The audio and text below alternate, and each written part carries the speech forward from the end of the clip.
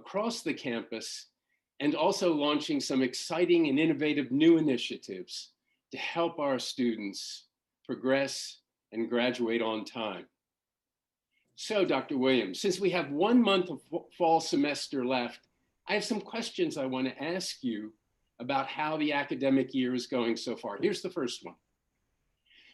We've been getting a lot of questions about grading modes and whether we will offer a pass-fail option for this semester for our students as we did in the spring. Can you give us an update of where those conversations are?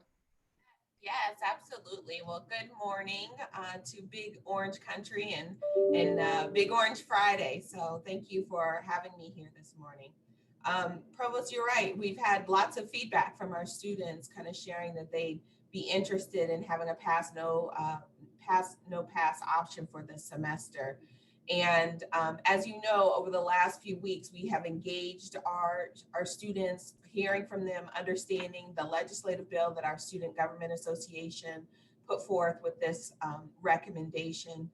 And after talking with faculty, staff, and also engaging federal and state contacts as well, we've determined that it's not in our best interest to pursue that option right now. And let me kind of walk you through the rationale for that, because I think it's important for our volunteer family to understand that when we make this recommendation, we are making it in the best interest of our students. So as you know, when we had the pass, no pass option last semester, we did that because we knew we had some leniency at the federal and the state level. With so many of our students being on federal financial aid or having state aid, maybe through the Hope Scholarship, the federal and state government at that time had more leniency around satisfactory grade progress, as well as calculations for GPA, so GPA, so our grades. Well, that leniency is no longer there. And so we were able to have more flexibility last spring and last summer because we had flexibility at the federal and the state levels. That flexibility is not there anymore.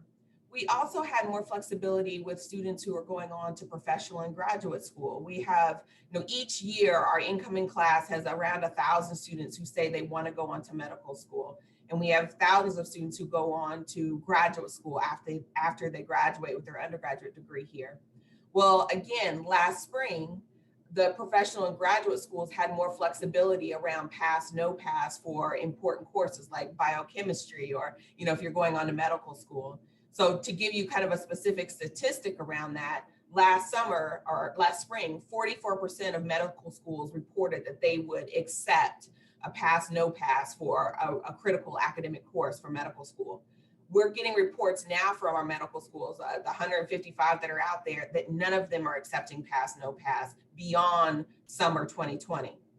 So knowing that we have so many students who have the dreams and the passions and the goals to go into medical school and go into graduate school, and to know that a decision that might be made their first or second year of college could have long-term implications beyond their undergraduate degree, that concerns us.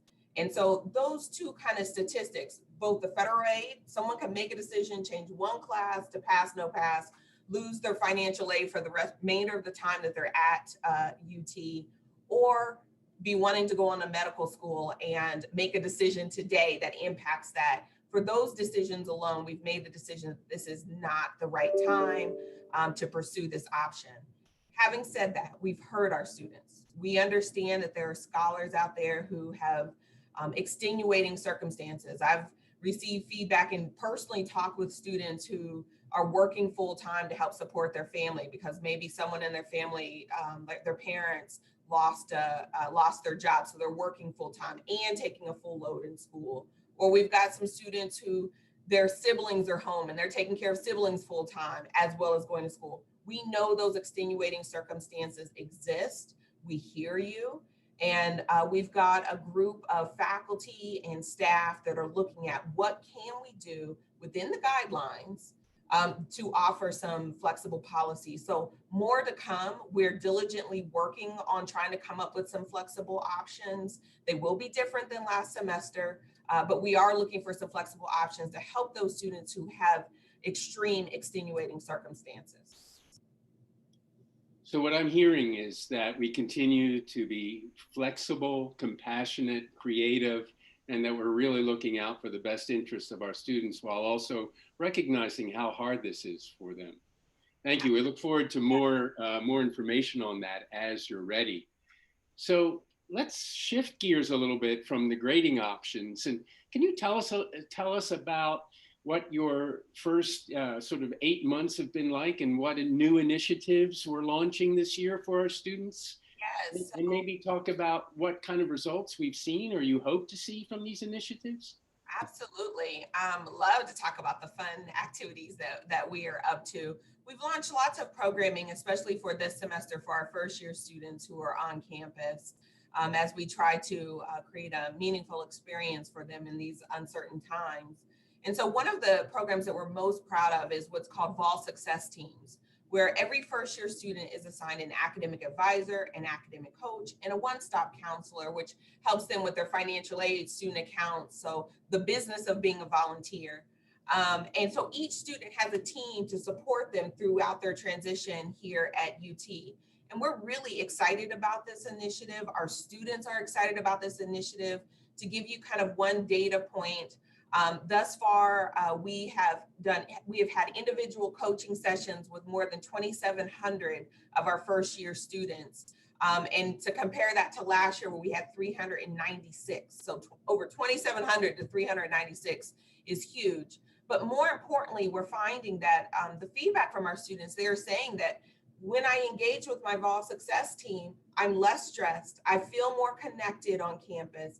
I feel like I can academically excel on campus. So for our students, we very much encourage you to connect with your Vol Success team because it will help you navigate these last few weeks of the semester. So that's one of the programs that we've launched this semester to help our students to be successful. Thank you. Any other adjustments that we've made for this really challenging time that we all find ourselves in?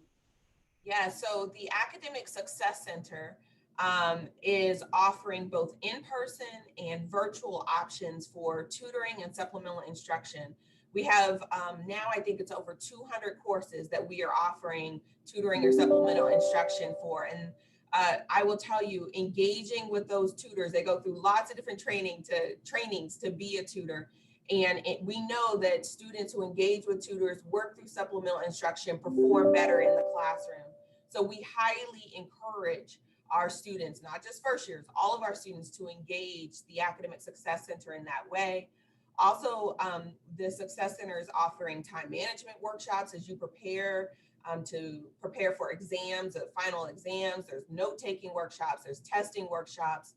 There's also workshops around how to build your academic career on your strengths. So how do you really understand who you are, what makes you special, and how you show up in class every day so that you can be successful. So that's something that we've got going on. And then also our students will notice next week that we will release what's called Vol Success Tips. So as we go into the last 4 weeks of school, as we've been talking with our students and talking with our faculty and getting feedback from our instructors around what types of tips our students need to ensure their success at the end of the semester. We've developed these Vol Success Tips and video. So it's on our website. If you go to studentsuccess.utk.edu, you'll see tips around how to show up and show out in class. What does that mean? You'll see tips around technology. Where do you find resources for technology around Zoom, Canvas, whatever that would be? How do you manage your time?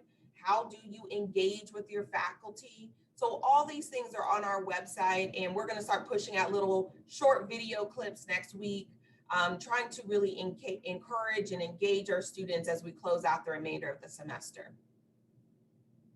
Thank you. I love show up and show out. I just love that idea.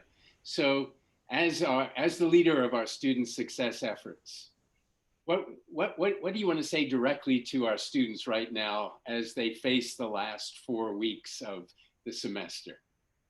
You know, this is what I say to our students directly.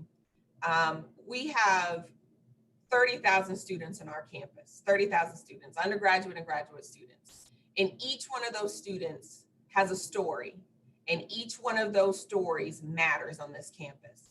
And so as you navigate the opportunities and the challenges that will arise as a student, as a volunteer of this campus, know that we are here with you. We're going to challenge you. We're going to push you. We're going to encourage you to be your very, very best. But at the same time, we're going to walk with you because your story matters here. So if you need something from us, please do not hesitate to reach out. We're here to support you. And we want to create an environment, create conditions that really help you to be successful. So just keep working hard, keep engaging us. Don't step away. When I say show up and show out, that's what I mean. Every day, show up to class, show out in class, be prepared for class. And when you have questions, come and ask us. Thank you. It's a great message. Echo that message and repeat it. So thank you so much, Dr. Williams. Ladies and gentlemen, that's all we have for today. It's a lot of good news, a lot of support for our students. And I'm so pleased that our transmission rates remain very low on our campus. So thank you for tuning in. As you know, tomorrow is a special day here in East Tennessee. It's the third Saturday in October, and that means that we'll be hosting Alabama. I'm sorry, the Crimson Tide. Our Vols will be hosting the Crimson Tide tomorrow.